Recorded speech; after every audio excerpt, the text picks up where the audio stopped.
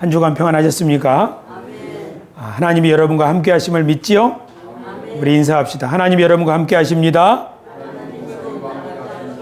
하나님이 지금도 일하고 계십니다. 2024년도 우리 세수만교회 표 한번 읽읍시다. 시작. 우리는 다 하나님 앞에 있나이다. 아멘. 우리는 다 하나님 앞에 있나이다. 오늘 저는 하나님이 보호하사 우리나라 만세, 이 애국가에 나오는 가사를 가지고 설교 제목을 정했습니다. 교우 여러분, 오늘 우리가 읽은 요나서, 아침에 장군사님과 따님이 요나서가 어디 있나 하고 찾는 소리가 저게 들렸어요. 요를 찾으라고. 요한복음, 요한계시록, 요나서는 구약 성경에 아주 짧은 4장으로 있는 짧은 성경이죠. 스토리도 아주 간단합니다. 요나라고 하는 예언자가 하나님의 뜻을 거부하고 달아나다가 바다에 빠졌는데 그만 물고기 뱃속에 들어갔다가 그 속에서 회개하고 하나님의 뜻에 순종한다는 그런 간단한 이야기입니다. 요나는 왜 하나님의 뜻을 불순종했을까요? 하나님의 뜻은 무엇이었을까요? 요나는 하나님으로부터 이런 말씀을 받았어요. 요나야, 너는 니느웨로 가라. 거기서 예언을 하라. 니느웨는 이스라엘의 제1적대국입니다. 우리 대한민국의 제1적대국은 어디죠? 맞아요. 우리 국방백서에는 대한민국의 제1적대국은 북한으로 이렇게 주적으로 되어 있어요. 우리는 지금 전쟁이 끝난 게 아니죠. 휴전 상태인 거예요. 어떤 사람들은 일본도 조금 이상한 눈으로 지금 경계하고 있는 것 같아요. 그러나 이스라엘에게 있어서 아수르의 수도 니느웨, 이 아수르는 이스라엘을 완전히 짓밟아버린 원수의 나라입니다.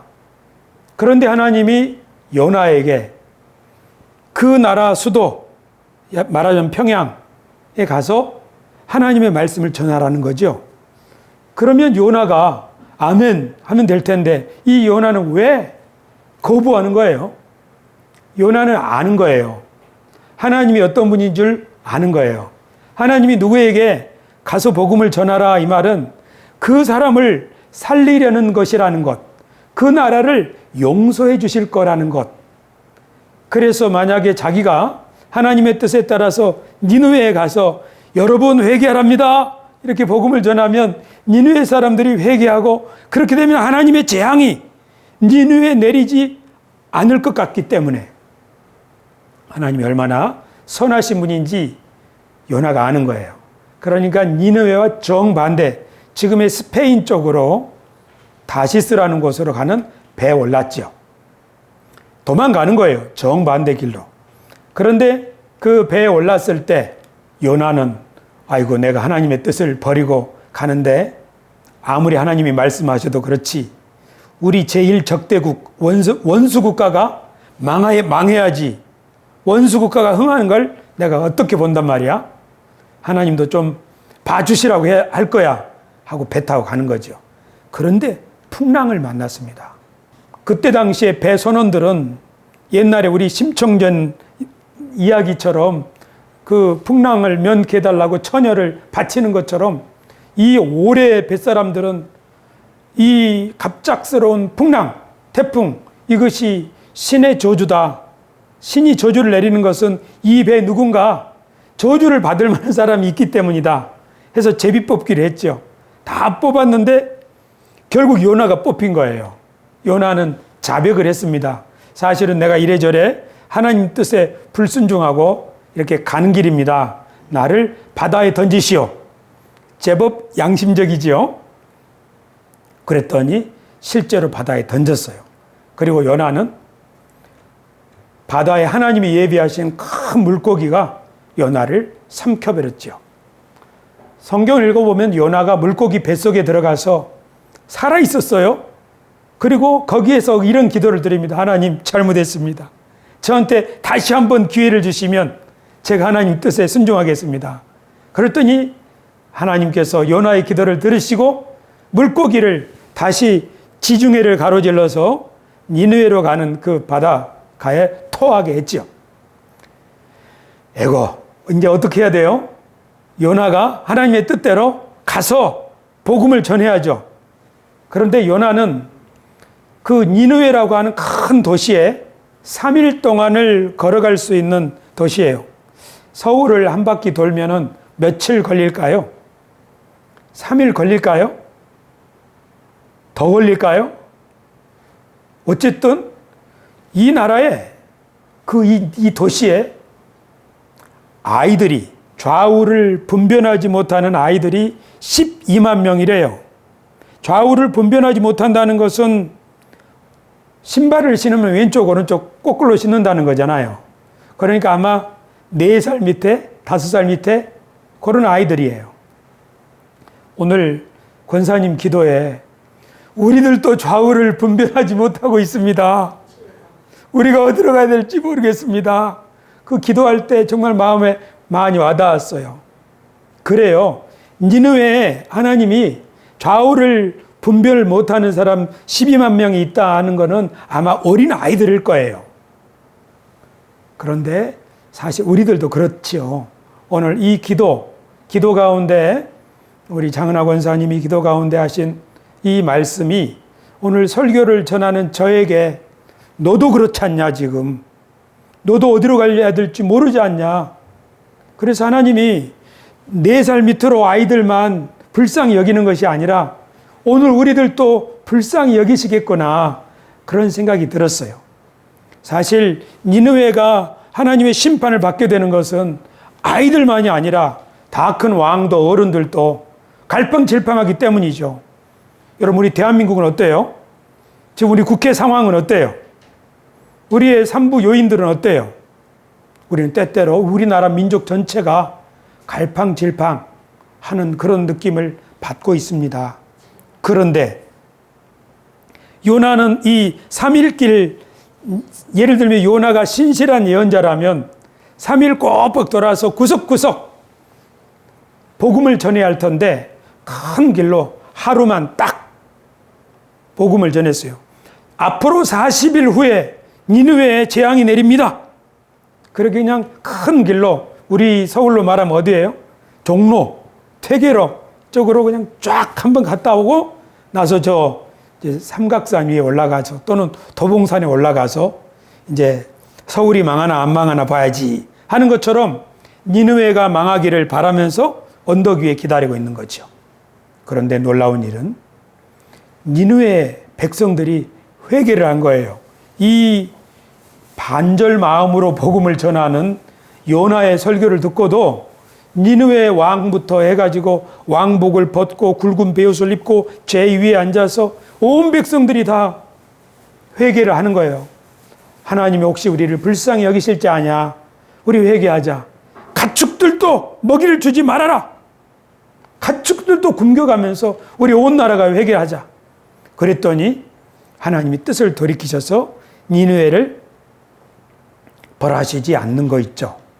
그런데 이제나 저제나 니느웨가 망하기를, 니느웨 불 떨어지기를 소돔성처럼 말이에요. 그러면서 요나가 언덕 위에 올라가서 나뭇가지로 얼기설기 이렇게 초막을 만들고 기다리는데 마침 거기에 갑자기 박농쿨 하나가 쫙 올라오더니 이거를 덮는 거예요. 그러니까 얼마나 그늘이 생겨서 좋아요. 야, 이거 참 좋네. 아주 좋네. 한 거지요. 그런데 그날 밤 벌레가 나와가지고 박농쿨을 갉아먹으니까 그 다음날 다 시들어버린 거예요. 동풍이 불어서 그 뜨거운 바람이 불고 햇빛이 쬐니까 이 예언자가 이스라엘의 사막 기후 가운데서 아이고 죽겠네. 하나님 저 좀 죽여주세요. 그때 하나님 이런 말씀하셨죠. 요나야, 여호와께서 이르시되 내가 수고도 아니하였고 재배도 아니하였고 하룻밤에 났다가 하룻밤에 말라버린 이 박넝쿨을 아꼈거든. 하물며 이 큰 성읍 니느웨에는 좌우를 분별하지 못하는 자가 12만여 명이요 가축도 많이 있나니 내가 어찌 아끼지 아니하겠느냐 하시니라. 이렇게 끝나요. 요나서가. 내가 이 박농골 이거 계속 있으면 좋겠다. 이렇게 생각했지 않냐. 그런데 니느웨에는 좌우를 분별하지 못하는 그런 아이들, 그리고 가축들, 사람이 돌보지 않으면 살 수 없는 많이 있는데 내가 어찌 아끼지 않겠느냐. 이 질문으로 요나서가 끝납니다. 하나님은 우리들에게도 그런 질문을 하시는 것 같아요. 내가 그들을 어찌 아끼지 않겠느냐. 그렇게 말이에요. 저는 오늘 이 설교를 준비하면서 복음을 전하는 사람, 전도자의 마음가짐에 대해서 생각해 보았습니다. 하나님은 요나를 니느웨로 보내시기 전에 하나님이 먼저 니느웨를 잘 보고 계셨죠. 니느웨가 저렇게 되면 안 되는데, 저렇게 되면은 아이들도 점점 죽을 거고, 저렇게 되면 나라가 망할 텐데, 그렇게 니느웨를 아끼는 마음이 있는 거죠. 그래서 예언자를 보낸 거죠. 저는 이 점이 아주 중요하다고 생각해요. 하나님이 우리들을 누군가에게 보내시기 전에 먼저 하나님이 거기에 가 계시고 먼저 하나님이 그 사람들을 아끼신다는 거예요. 여러분 이걸 믿습니까? 그래서 선교사님들이 우리나라에 복음을 전하기 위하여 성경을 들고 오기 전에, 선교사님들이 이 나라에 들어오기 전부터 하나님은 대한민국과 함께 계셨다고 저는 믿습니다. 그렇죠. 우리나라 애국가 보십시오. 동해물과 백두산이 마르고 닳도록 하느님이 보호하사 우리나라 만세. 이 보호라는 말은 보호하고 도와준다는 뜻이 보호한다 이 말이죠.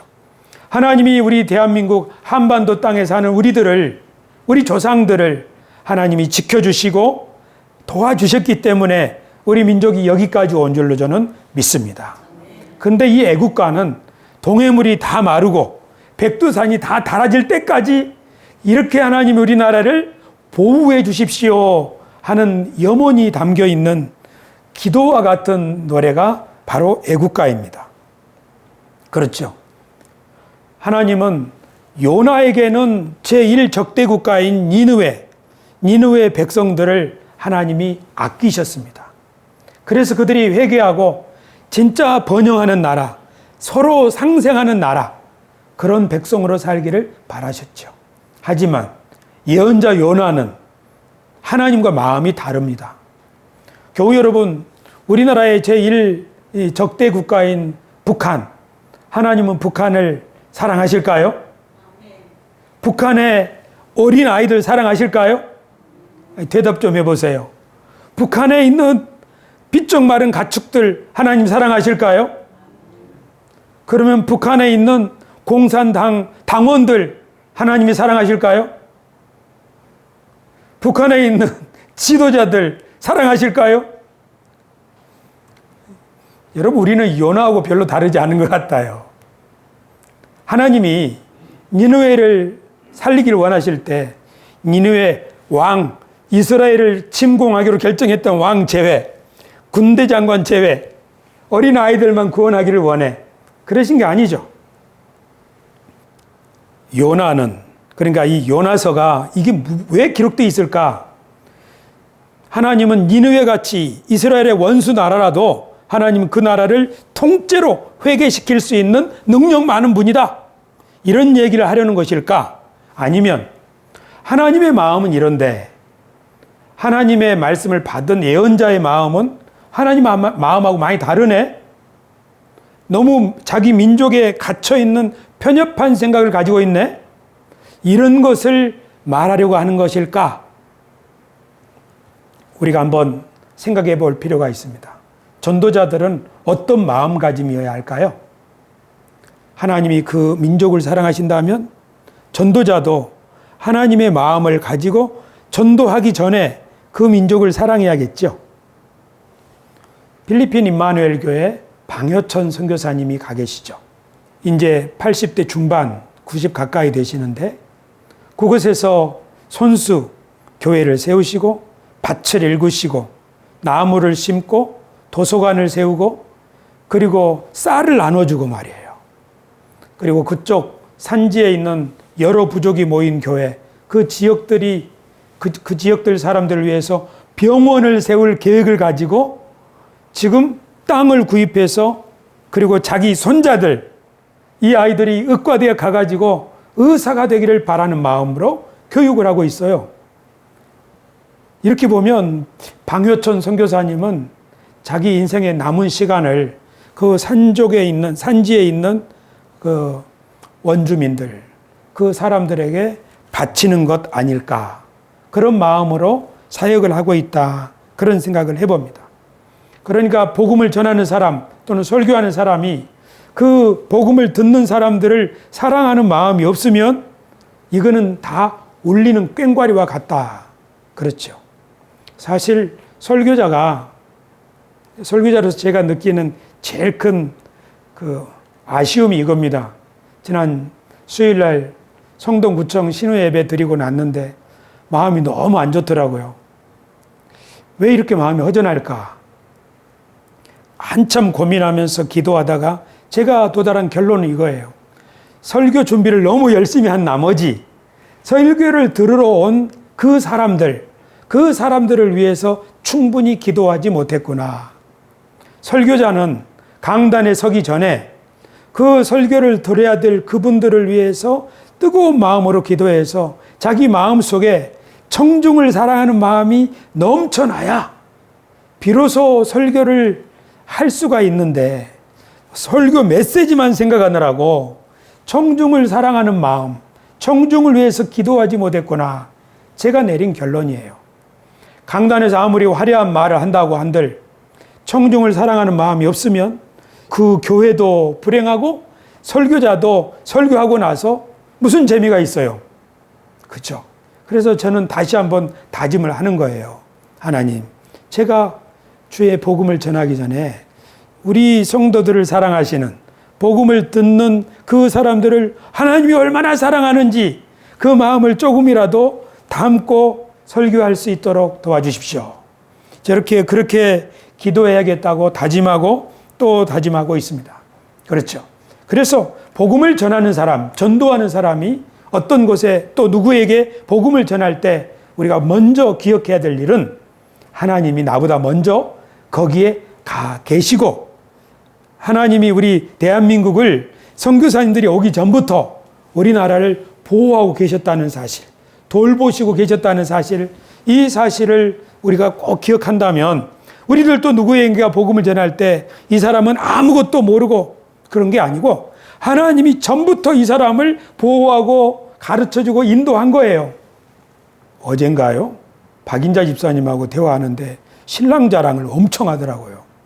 뭐라고 자랑하는가 하면 신랑이 말했대요. 결혼할 때. 당신은 나랑 결혼한다면 부자로 살 생각은 하지 마시라. 내가 돈을 벌면 가난한 사람들 막 도와주고 싶다. 그러니까 돈을 혼자 쌓아놓기를 원하는 난 그런 사람이 아니다. 그런 얘기예요. 근데 가만히 생각해 보니까 나는 결혼할 때 무슨 말을 했나 이런 이야기를 못 했더라고요. 그래서 그때 이백 집사님이 믿음이 얼마나 좋았지? 그때 집사님이셨나? 아니었죠. 교회 다니셨나요? 그런 것도 아닌 것 같은데. 곽종용 목사님 전도받고 교회 온 것 같은데. 무슨 얘기하는 거예요? 하나님이 우리들에게 어떤 마음을 주시는 거, 그것은 예수님 믿는 사람한테만 주시는 게 아니고 이 세상 모든 만물에게 하나님이 호흡을 주시는 것처럼 이 세상 모든 사람들을 하나님이 보호하시는 거예요. 그런데 어떤 사람들은 하나님이 주시는 그 마음을 잘 받아서 그렇게 살고 가족을 위해서 희생하고 우리 마을을 위해서 자기 한 몸 희생하는 거예요. 우리 나라를 위해서 희생하는 거예요. 그러나 어떤 사람은 하나님이 주신 이 마음을 거절하고 자기 욕심 가지고 사는 거죠. 그래서 이순신 장군 같은 사람도 있고 원균 같은 사람도 있는 거죠.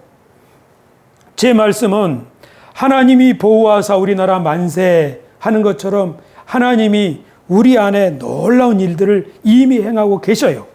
전도자는 뭐 하러 가는 사람이냐면 하나님이 이미 그 돌보시고 지켜주시고 도와주시는 그 사람들에게 가서 하나님이 하시는 일을 자기도 도우러 가는 거예요. 만약에 이 마음이 없다면 선교사들이나 전도자들은 그 사람들을 자, 이제부터는 지금까지 살아온 거 다 없는 걸로 하고 다 내 방식대로 따르십시오. 기도도 이렇게 하고 예배도 이렇게 드리고 옷차림도 이렇게 하고 그렇게 말해요. 기독교 문화를 심는 것을 선교라고 생각할 그런 우려가 있습니다. 우리나라에 복음을 전하러 온 선교사님들이 그 중에 어떤 선교사님들은 우리 한국인들 안에서 하나님이 어떻게 일하셨나 해서 한국인들의 배워오고 있는 유교, 그 다음에 불교, 그 다음에 생활 풍습, 전통 이런 것들을 깊이 연구하면서 한국인들을 이해하려고 노력하는 분들이 있어요. 그런 분들은 우리들의 마음에 더 깊이 다가올 수 있어요. 하지만 우리 서양인들의 문명이 높으니까 미개한 조선 사람들은 모든 거 우리 따라 사시오. 그렇게 우리를 강제로 이끌는다면 처음은 어떨지 모르지만 시간이 지나면은 거부감을 갖게 되죠. 이것은 우리나라 선교사님들이 외국에 갈 때도 마찬가지라고 생각합니다. 그러니까 선교사님들은 사실 우리나라에 오신 선교사님들은 99.9%가 아니 거의 모든 선교사님들이 자신의 인생을 우리나라에 바치신 분들이죠. 얼마나 열심히 하셨냐면 자기가 온 나라에서 모금 운동을 해가지고 우리나라에 학교도 세워주고 병원도 세워주고 그리고 젊은이들 뽑아가지고 유학도 시켜주고 이렇게 한 정말 훌륭한 분들입니다. 그런 분들의 희생이 없었다면 우리 대한민국은 이렇게 발전하지 못했을 것입니다. 우리나라를 하나님이 보호하셨는데 선교사님들이 오셔서 하나님의 보호하시는 그 일이 왕성하게 이룰 수 있도록 도와주신 것이라고 볼 수 있죠. 그런데 그분들 중에는 평생 자신의 아들, 손자, 대를 이어서 우리나라를 위해서 헌신한 분도 있지만 몇 달 만에 한국에 오셔서 돌아가신 분도 계셔요. 저 합정동에 있는 양화진 외국인 선교사 묘지에는 이런 비문이 있다고 그래요. 루비 캔드릭이라고 하는 미국의 선교사인데요.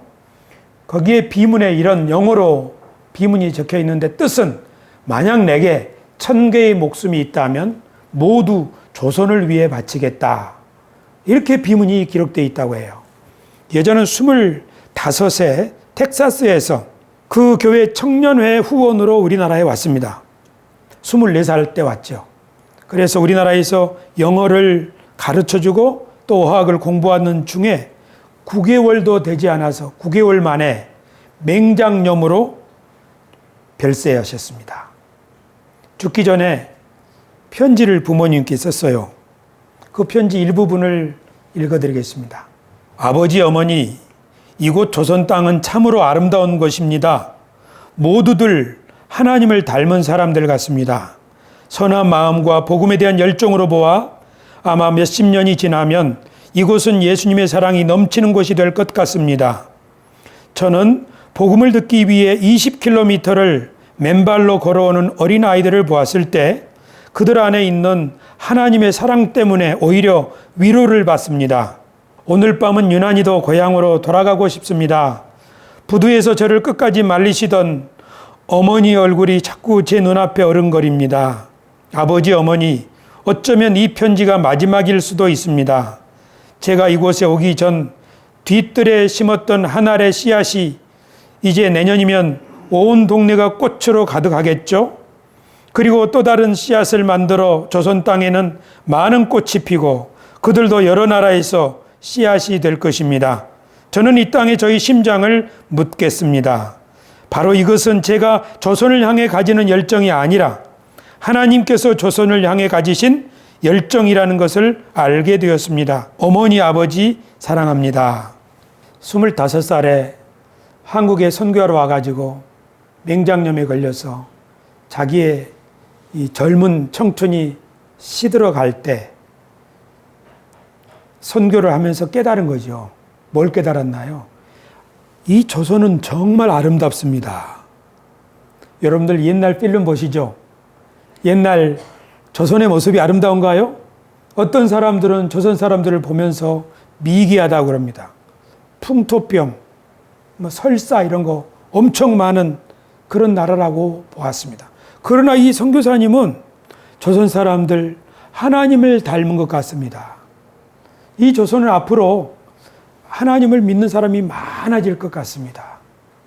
제가 조선을 사랑하는 줄 알았더니 이 마음이 내 마음이 아니고 하나님이 조선을 향한 열정이 바로 이런 거라는 것을 깨달았습니다. 이것이 전도자가 발견하는 보물이라고 생각합니다. 우리가 누군가를 위해서 시간을 내고 물질을 내서 그 사람을 후원하고 도와주려고 할 때, 말하자면 전도하려고 할 때 우리가 발견하게 되는 것이 바로 그 사람의 진정한 아름다움입니다. 하나님이 그 안에서 어떤 일을 하고 계시는지를 발견하는 것이죠. 그때 우리는 비로소 마음속에 뿌듯한 감격을 느끼는 거죠.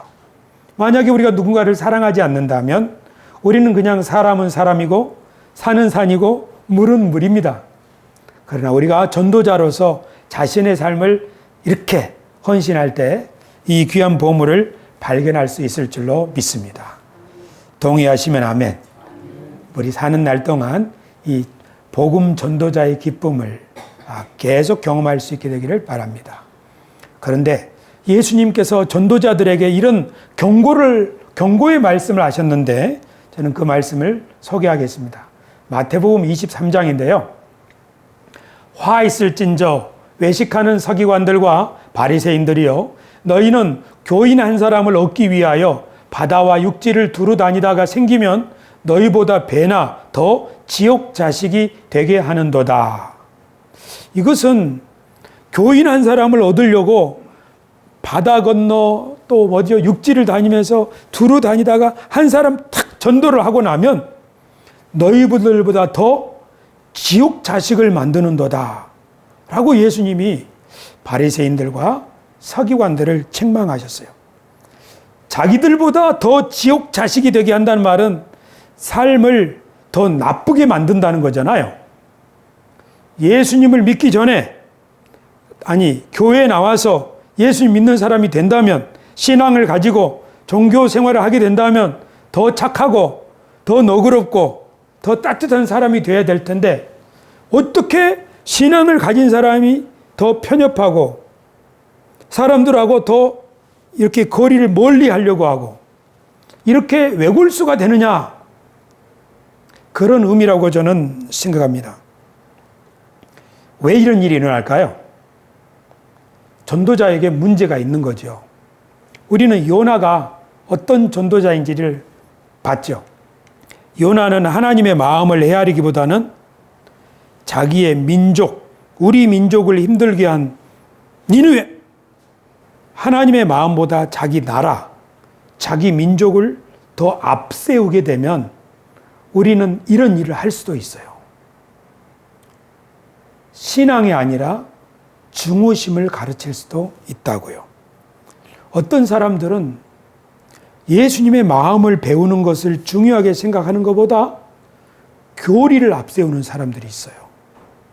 교리 때문에 어떤 사람들을 이단으로 몰거나 하는 것이죠.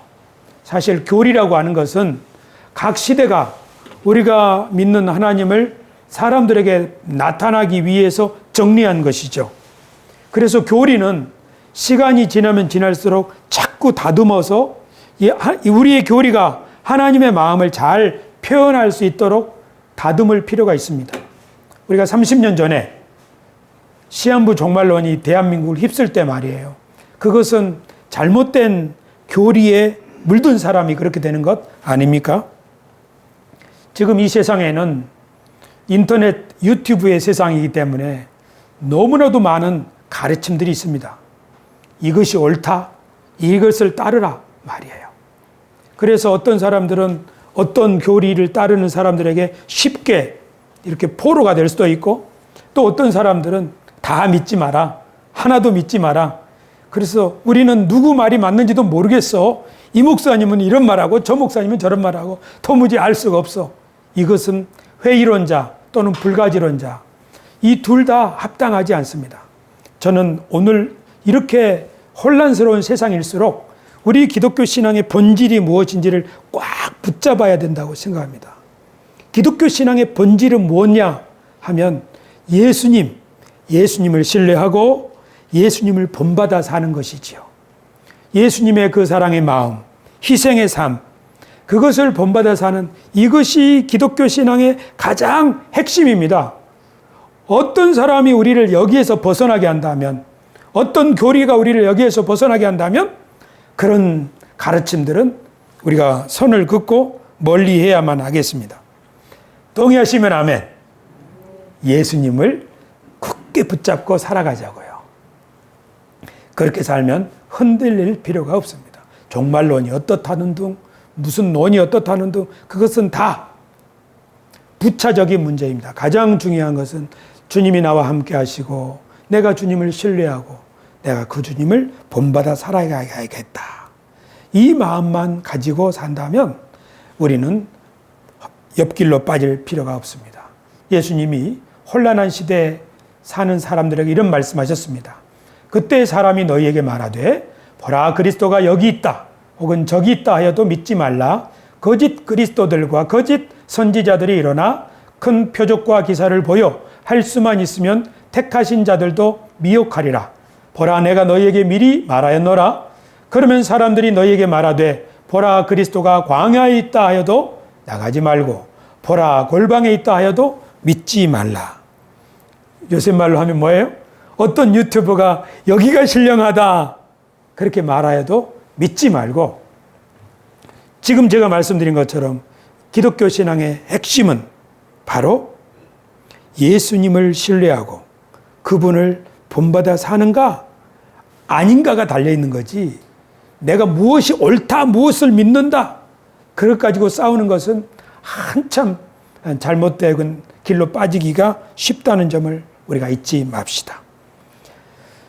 신앙생활이라고 하는 것은 우리가 어렸을 적에 배운 것을 점점 나이가 들면서 그것이 무슨 의미인지를 생각해보고 바르게 정립해가는 과정이라고 저는 생각합니다. 지난 금요일 날 기도에 마치고 집에 돌아가는 길에 우리 권사님들한테 이런 말씀을 드렸어요. 권사님들, 우리가 아는 찬송가 이 노래를 좀 바꿔야 됩니다. 돈으로도 못 가요 하나님 나라. 그건 잘못된 것 같습니다. 이건 바뀌어져야 됩니다. 그래서 제가 이렇게 바꿨어요. 뭐라고요? 돈 때문에 못 가요 하나님 나라. 제가 보니까 돈 때문에 하나님 나라를 못 가는 것 같아요. 돈 때문에, 상속의 문제 때문에 그 가정이 지옥이 되는 거죠. 그러니까 돈 때문에 못 가는 거예요. 돈으로도 못 가는 나라가 하나님 나라가 아니라 돈 때문에 못 가는 나라가 하나님 나라예요. 이 찬송의 3절은 어여뻐도 못 가요 마음 착해도 못 가요. 근데 그거 아닌 것 같아요. 어여뻐야 돼요. 어여쁘다는 게 성형수사라는 말이 아니라 웃는 얼굴, 마음, 착한 마음, 그런 사람이 천국에 갈 수 있지. 믿음으로만 천국에 간다는 말은 지금 오늘날 너무나 많은 사람들에게 오해를 심어주고 있습니다. 뭔 말이에요? 우리가 어렸을 때는 누구로부터 배우는 것을 소중하게 생각하죠. 점점 경험도 배우고 공부도 배우고 인생의 경륜도 배우는 거죠. 그래서 우리 속에 이렇게 이렇게 살아가야 되는구나 하고 쌓아가는 거예요. 그러다가 인생의 어느 정점에 도착하면은 이 자기 생각을 하는 거예요. 이 말이 맞나? 우리 선생님이, 우리 부모님이 가르쳤던 그 말씀이 맞나? 하면서 다시금 생각하면서 버릴 건 버리고 아니야 이게 옳아 하고 우리가 쌓아두었던 이것을 다시 하나씩 하나씩 버리기도 하고 정립해가는 과정, 그것이 바로 아이에서 어른으로 성장하는 과정이다. 저는 그렇게 생각합니다. 신앙생활도 마찬가지입니다. 우리가 어렸을 때 들었던 교리들, 그것이 무슨 의미인지 생각해보고 깨닫고 이런 뜻이로구나. 그렇지만 이런 이야기는 잘못된 것 같아 하고 이런 각성이 없다면 우리는 그랬던 길에 빠지기가 쉽습니다. 지금 무슨 말씀하는 거예요? 사람이 요나처럼 하나님의 마음을 헤아리지 못하고 잘못된 전도자가 되는 원인이 뭔가 하면 세상이 바뀌었는데 옛날 생각을 가지고 계속 살려고 할 때 문제가 될 수 있으니 우리들이 말씀에 귀를 기울이고 또 기도하면서 우리의 인생에 무엇이 옳은 길인가 하는 것을 자꾸 하나님 앞에 물으면서 지혜를 구하면서 간다면 옛날의 어린 시절의 생각이 아니라 오늘 하나님이 나를 인도하시는 그 길을 찾아갈 수가 있다. 이것이 우리의 신앙생활이 아닌가 저는 그렇게 생각합니다. 끝으로 주중에 제가 깨달은 말씀 이 그림을 한번 소개하고 싶습니다. 하나님 앞에서 우리의 소명은 팽이치기와 같다. 우리 지구가 지금 자전하고 있죠. 또 태양을 공전하고 있죠. 이 세상 모든 것들이 다 회전하고 있습니다. 사실은 이 살아있는 생물체도 다 그 안에 이 회전 운동들을 하고 있습니다. 저는 이것이 바로 하나님께서 이 모든 피조 세계에 하나님의 팽이체를 가지고 생기를 공급해 주시니까 이 우주가 도는 것이다. 그래서 하나님의 이 세상 경영을 저는 팽이치기라고 말하고 싶습니다. 하나님이 팽이를 치는 거예요. 그러니까 나라들이 돌아가고 이 생태계가 돌아가고 우리 오늘 기도해 주신 권사님은 하나님 앞에 이 이상기후로 말미암아 우리가 정말 힘든 세상이 되었으니 이 세상을 치료해 주옵소서 하고 기도해 주셨는데 너무 마음에 와닿았어요. 하나님께서 새로운 팽이치기로 우리가 사는 땅을 새롭게 하여 주시기를 기도합시다. 하지만 하나님의 팽이치기하고 반대 팽이를 치는 사람도 있어요. 하나님이 오른손잡이로 팽이를 치시는데 왼손으로 팽이를 치면 어떻게 됩니까? 팽이가 죽어버려요. 팽이는 같은 손으로만 쳐야죠. 요새 애들은 팽이치기의 즐거움을 몰라요. 요새 애들은 다 이 장난감을 사가지고 팽이를 치기 때문에 그냥 이렇게 쫙 돌리는 팽이. 아니면 우리 아들 보니까 뭐 태엽을 감아가지고 탁 놓으면은 돌아가는 팽이.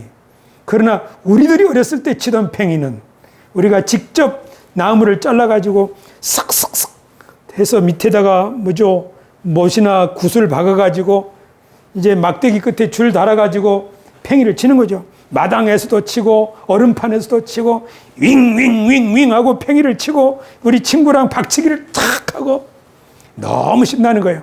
그 팽이가 죽어가려고 하는데도 잘 치면은 막 살아가지고 빙빙빙빙 도는 거죠. 팽이치기. 하나님께서는 지금 이 세상을 팽이치기처럼 생기로 붕붕붕붕 하고 살리는 거예요.